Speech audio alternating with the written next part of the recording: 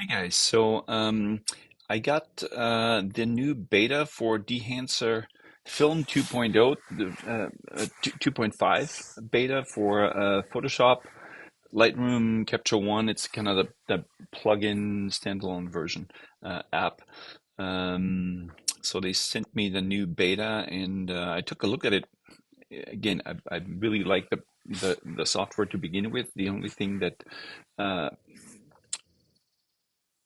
I haven't really Um,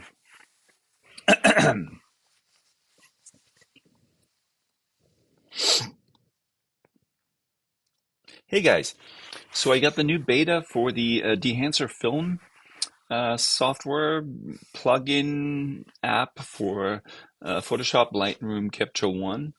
It's like I said, it's a beta for now. They sent it to me to take a look at it. There's a couple of new features in it. One of the things that I kind of I don't really like about Dehancer is the that it's limited to sRGB profile. They say that there is really no advantage when you work with these film emulation. That there's really no real advantage of working in Adobe RGB or RGB Pro or anything like that. I print big, I work with 16-bit, raw files, 16-bit TIFFs. I, my work is all about the tonality, color, and that thing. So I'm a little torn about it. I wish they would implement Adobe RGB, but not yet. So maybe coming. They say it might be come in the future.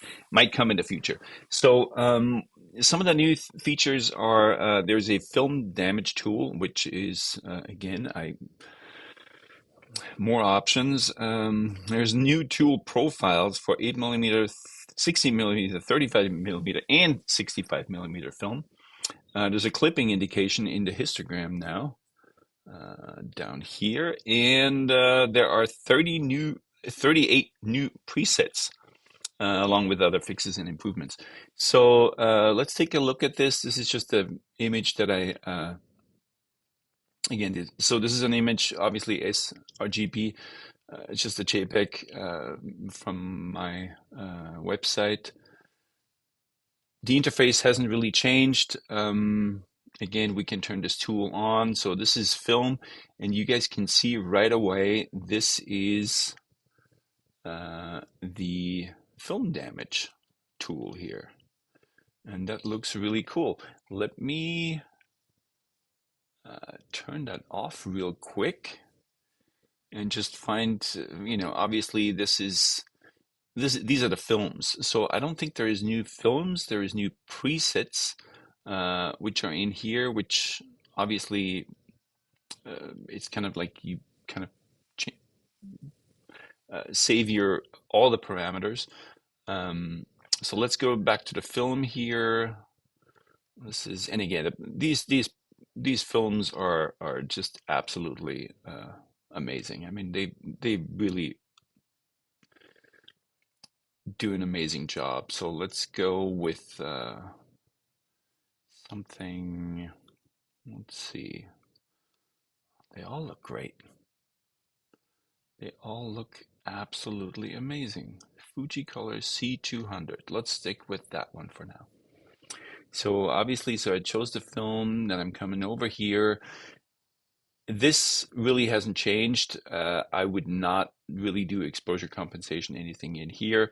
Obviously, if you come straight from your camera roll, it's a different story. Film developer.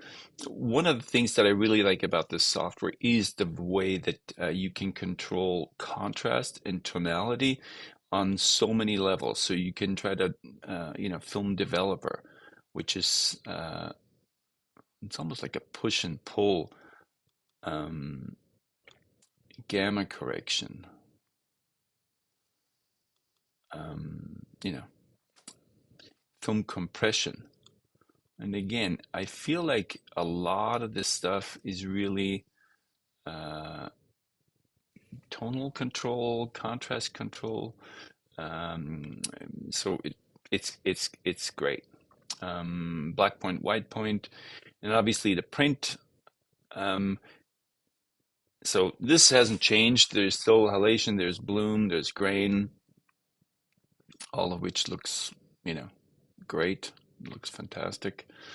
And then we come to the new tool, which is film damage. Now there's some presets here, which are, 35 millimeter half frame, full frame, and 120 type. And I have a feeling that film damage is almost like, I don't know how many you guys have been in dark room and actually process your own film. When you hang it up and you leave the door of the film cabinet open, bad things happen. And now we're bringing these bad things in. So let's go to custom. It opens up in a whole range of things. So we have dust, we have hairs, and we have scratches, and I have them all enabled here. And at this point, you can just let loose with the amount, the scale, the size, again, the amount of what is happening here, scratches, the scale, total amount. As you can see, it can get pretty funky. Um, yes, and it looks really, really good. Um,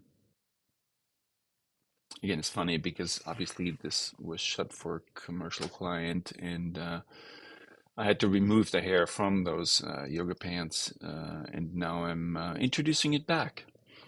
So, but these effects really look very organic. They look great. I mean, they look really real. Obviously, this is pretty heavy right now.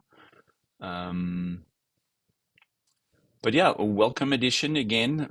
This is a probably the best film emulation package out there. Um, and yeah, looks amazing. I love what they're doing. I'm hoping that they're going to introduce support for Adobe RGB and Pro RGB. That'd be great.